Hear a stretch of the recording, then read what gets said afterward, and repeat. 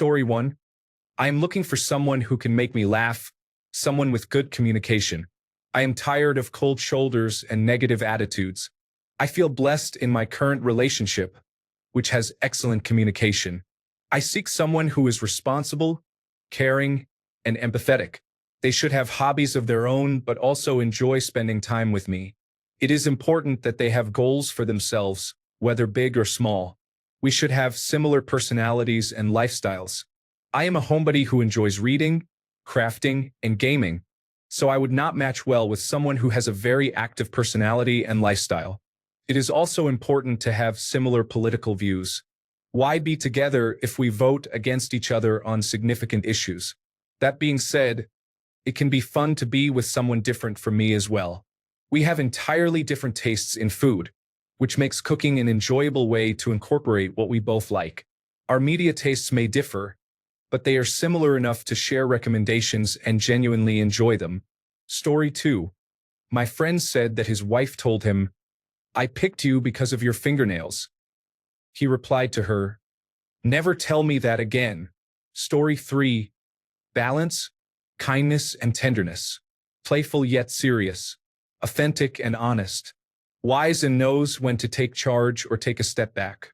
Magnetic presence, providing safety and consistency.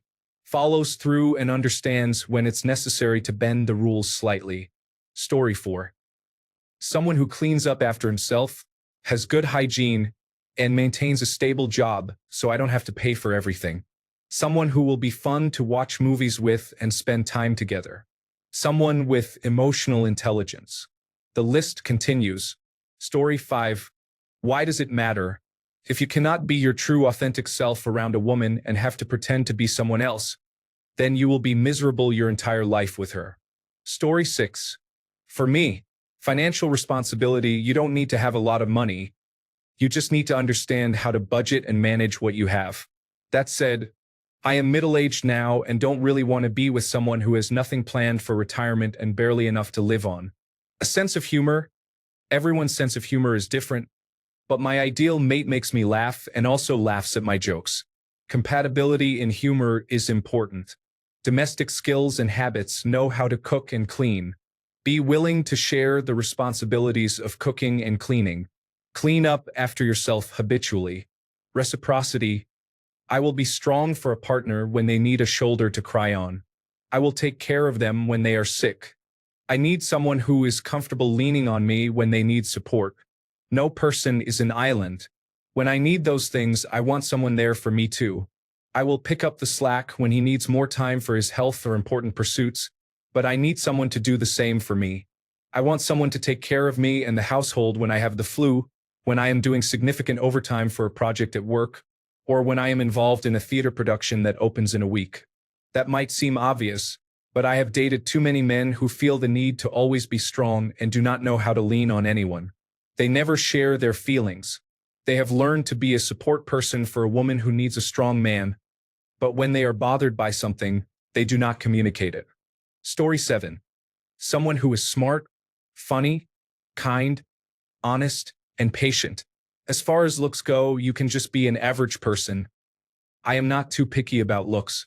I believe a person with good morals is the most important quality. Story 8.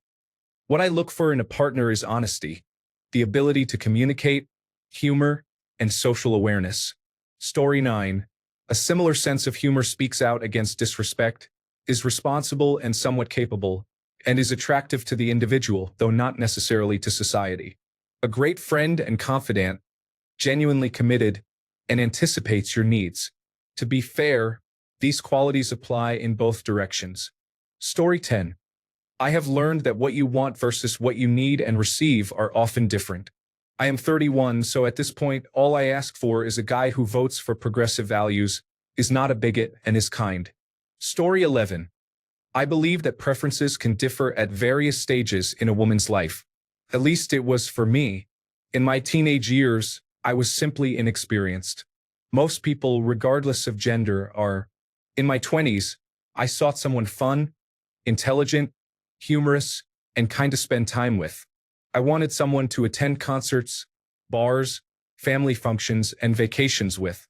Physical appearance, height, charm, and charisma were prioritized by many of my friends in their 20s, but that was not important to me. However, in my 30s, when I was ready to settle down, my priorities shifted. I desired someone steady, reliable, and dependable. Someone who was smart, wise, and kind, who liked animals, enjoyed helping others, and wanted children.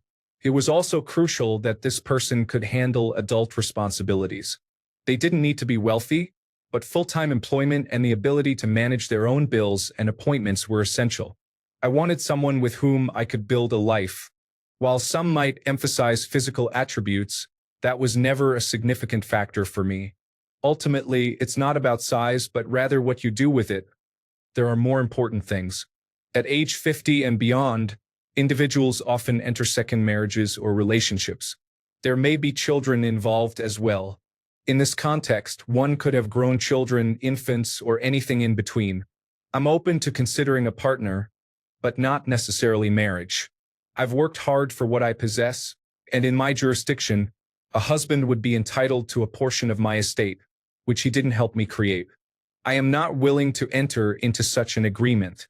This is unfortunate, as I genuinely wish to be married at least once in my life, but not at any cost.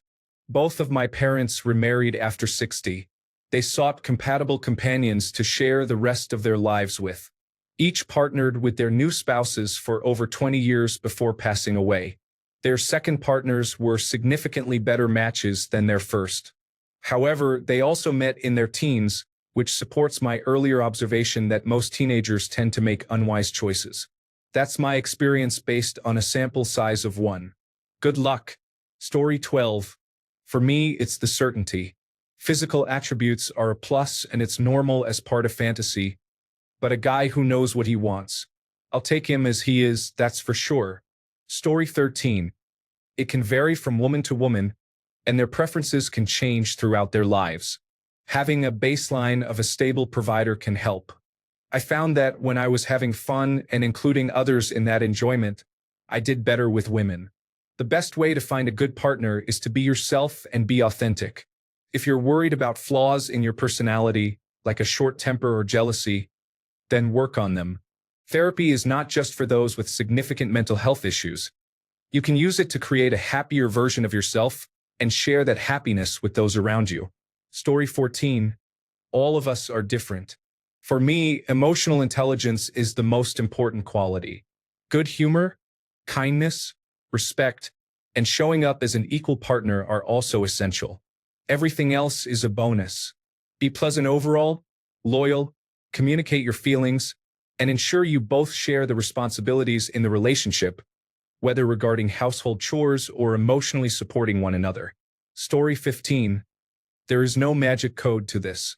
Women want the same things we do: comfort, stability, kindness, affection, and entertainment.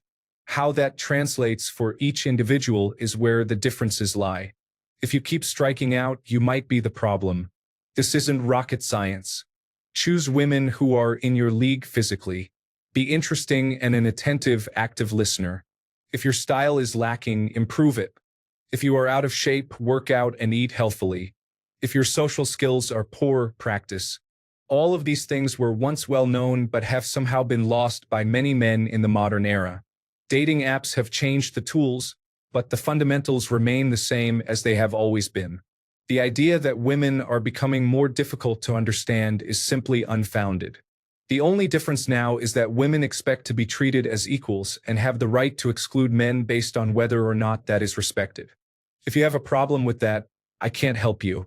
To be clear, I mean the global you and not necessarily the original poster. Story 16. I am a man. They want humor, attention, support, protection, be good in bed, have money, be taller than them, be hygienic and clean, have friends and hold a decent job. Everything else is a matter of preference. Story 17. I would say confidence. In primary school, many girls approached me because of my immense confidence. However, after switching schools, I developed social anxiety, and everything went downhill. Now, I feel invisible to women. Story 18. Initiative. Don't just tell me you're interested. Make plans proactively. Hey, I made a reservation at restaurant for this date and time. Does that work for you? Or suggest an activity for us to do. It doesn't really matter as long as it seems like you spent more than half a moment thinking about it. Story 19. Who was the comedian who said he has to be good-looking but not full of himself, have a really good job but not be materialistic, have a really big penis but not use all of it, and be able to fly? Story 20. Someone I can sit in comfortable silence with. I love going on adventures and making memories, but I am an introvert at heart. I need someone who can relax in bed with me on some days too. Story 21. Being pro-choice if they are liberal, or being anti-choice and potentially forcing rape victims to give birth if they are conservative. Someone with a stable job. Someone who does not think that women are overly dramatic, even if that particular individual is.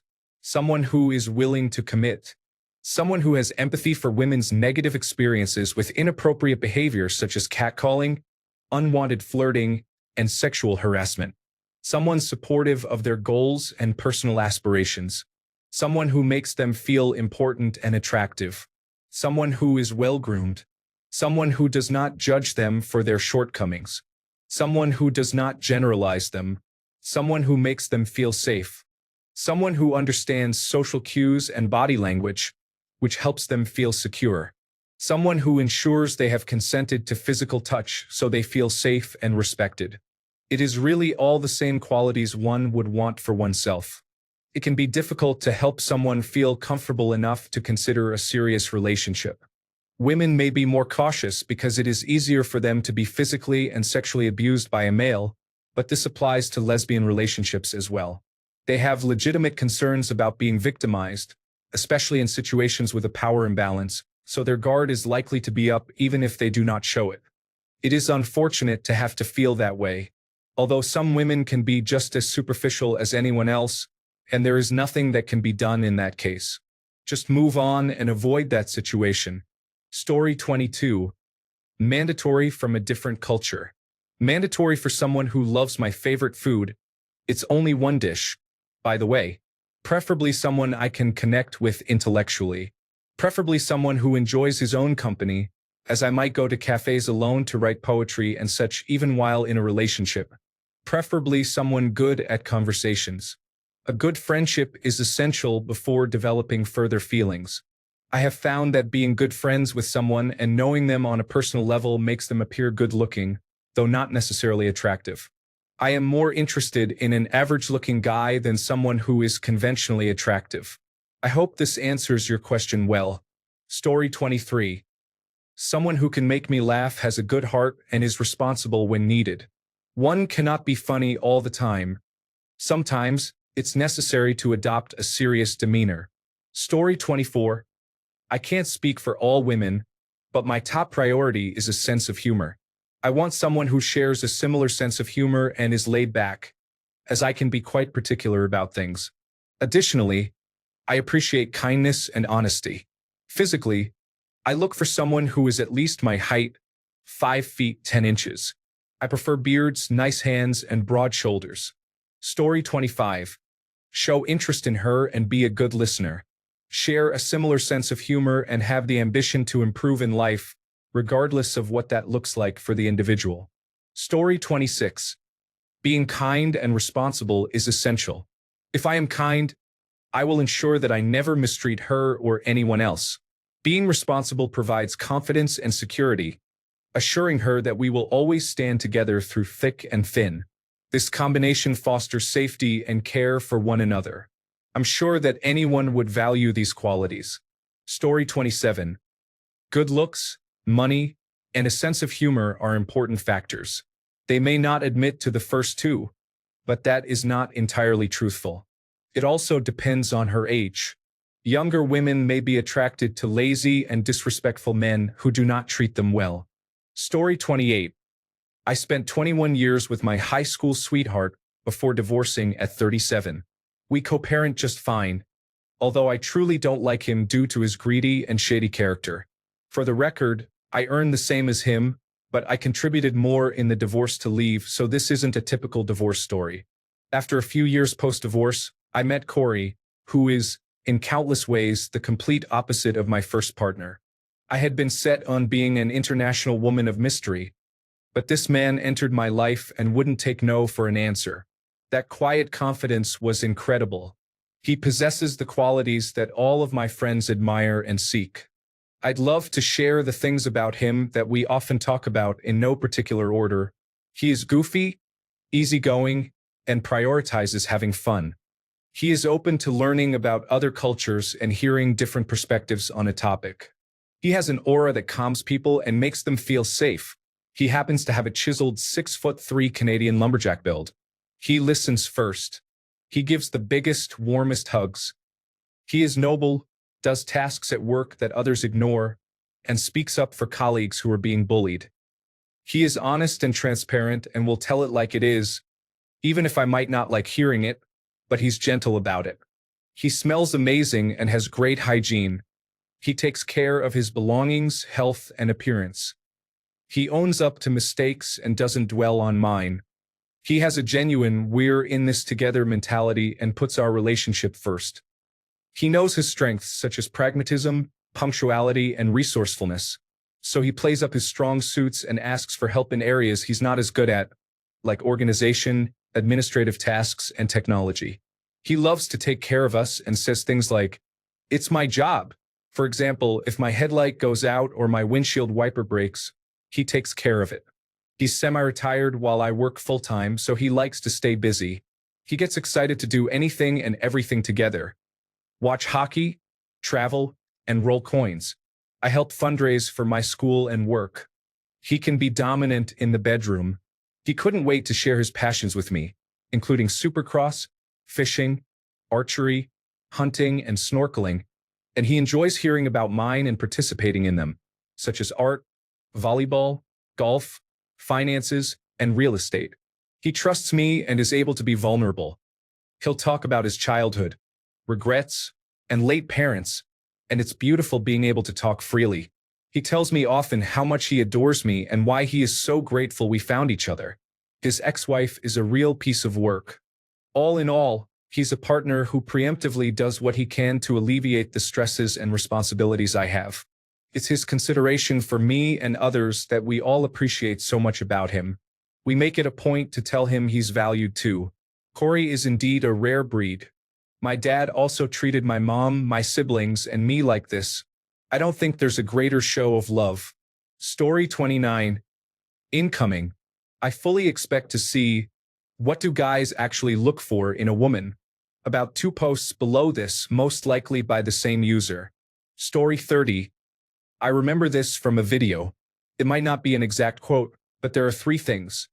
The ability to signal future resources, whether that means planning a date, discussing specific plans with her, or even remembering her favorite hobbies and buying something that relates, kindness and intelligence. Story 31. I can't speak for all women, but a guy whose energy matches yours, someone who can make you laugh, and someone who makes you feel safe and loved. Snuggles are nice too. Story 32. Matching energy. A stable job that can provide for a family if created, confidence, and enjoyable experiences. Story 33. It always baffles me that women hardly ever mention the good-looking aspect when answering this, as it's often implied. There is a significant amount of red-pilled thinking among some men who believe women are lying because of this. Men, your appearance is the first thing they will notice about you. If you look unattractive, they may not give you the opportunity to showcase your other qualities. Everyone has their own preferences. If a woman is not attracted to shorter men, she will seek the qualities she desires in taller men. Story 34. Will he love me, commit to me, not string me along, use me as a friend with benefits, or leave me for someone more attractive when the opportunity arises? He should preferably have a job and a car and be able to support himself. Story 35. I believe many of these answers are dismissive, as the majority of individuals seek very similar things. Generally, many women want an attractive partner, regardless of how he treats them. I have had several women confess this to me. There is also a significant group of women who primarily care about financial status, and it does not matter how the man treats them. While there are exceptions to this rule, that is generally how it works. Many women view men as objects or treat them in a superficial way. It is a misconception that women are purely seeking partners for their positive traits. This notion is often presented to portray them as more innocent. It is not true. They know how to manipulate emotions and can be deceptive. This is a widely acknowledged reality. As you grow older, you learn this, act accordingly, protect yourself, and strive to remain safe. Story 36. Speaking as a 38-year-old male who has never had a long, meaningful relationship, I will now remain silent. Story 37. Makes me laugh, and he didn't get upset when I didn't want to sleep with him after we got together. I married him later. Story 38. Same qualities you look for in a partner: kindness, honesty, compassion, fun, friendliness, and generosity. Be those things, and the right women will notice you, but you must genuinely embody them. Then they will recognize you as that person. You cannot pretend to be something you are not. Story 39. Malleability. I don't know. If I knew that, I would not be on Reddit lamenting the fact that I am lonely and hate my life. Story 40. They want different things, but some common ones include confidence, fitness, ambition, and the ability to make others laugh. Story 41. They want a man who will criticize how much they are on their phone. A man who will shower them with public displays of affection, and when she says she doesn't like public displays of affection, he just buys her the entire dessert menu, which she won't even take a bite of. Additionally, he should be really into jazz music. Story 42. A real man stands up for what he believes in and does not tolerate nonsense. Story 43. The opposite of what they say they want is often true. If they claim to like a nice guy, they may actually desire a bad boy. What they express they want are tests to see if you become what they claim to like. If you do, you have already failed and may end up being rejected. That's how it really is. Story 44. I believe revealed preferences, rather than stated preferences, are significant in this context.